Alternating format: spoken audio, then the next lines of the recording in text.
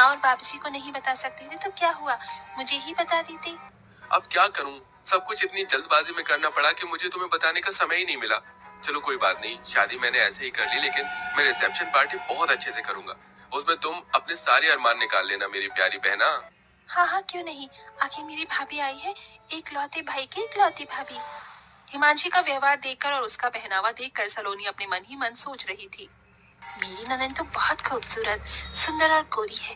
काश कि मैं भी इतनी गोरी और सुंदर होती तो अच्छा होता, लेकिन मैं अपनी ननद की जैसी नहीं हूँ। मेरा रंग सांवला है।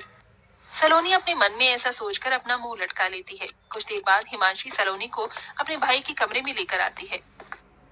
भाभी जी, आपको अगर किसी भी चीज की जरूरत हो तो मुझे बता देना, मैं यहीं पर हूँ। आवाज लगा देना, मैं आ जाऊंगी और आपकी मदद करवा दूंगी। अभी तो मुझे किसी भी चीज की जरूरत नहीं है ननन जी, लेकिन अगर किसी चीज की जरूरत होगी तो मैं आपको तुरंत बुला लूंगी। आप चिंता मत करो, आपके अलावा इस घर में मेरा है भी कौन जो मुझे समझ सके। एक भाभी के लिए एक ननन बहुत मायने रखती है। आप तो इस चीज को समझती हो ना। हाँ हाँ, क्यों नहीं मेरी प्यारी भाभी, बिल्कुल समझती हूँ। आप चिंता मत करो, मेरे रहते इस घर में आपको कभी किसी चीज की परेशानी होगी ही नहीं। ऐसा बोलने के बाद हिमांशी अपने भाई के कमरे से बाहर आ जाती है। थोड़ी ही देर बाद हिमांशी अपने कमरे में जाती है और एक नया सा सूट पहनकर अपनी भाभी के कमरे में आती है।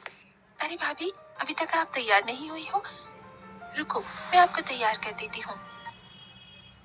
हिमांशी अपनी भाभी सलोनी को तैयार करने लगती है। तभी सलोनी देखती है कि हिमांशी ने बहुत सुंदर और प्यारा सूट पहना होता है।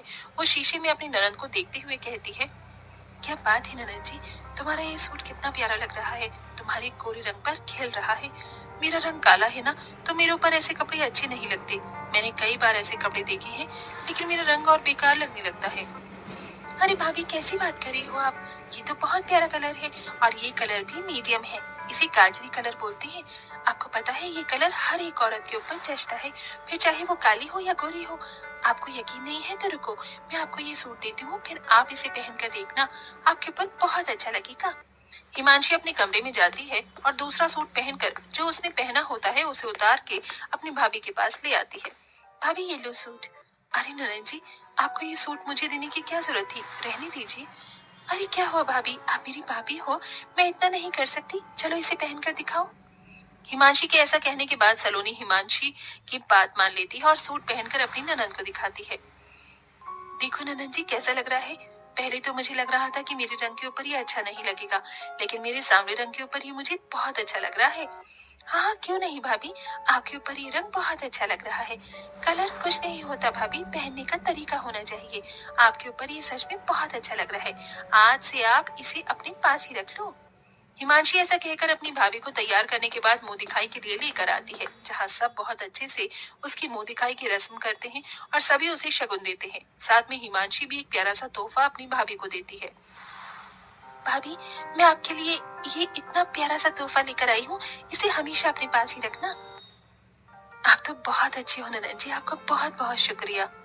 इस तरह हिमांशी अपनी नई भाभी के आने पर बहुत खुश होती है, लेकिन सलोनी बहुत ही चालाक होती है।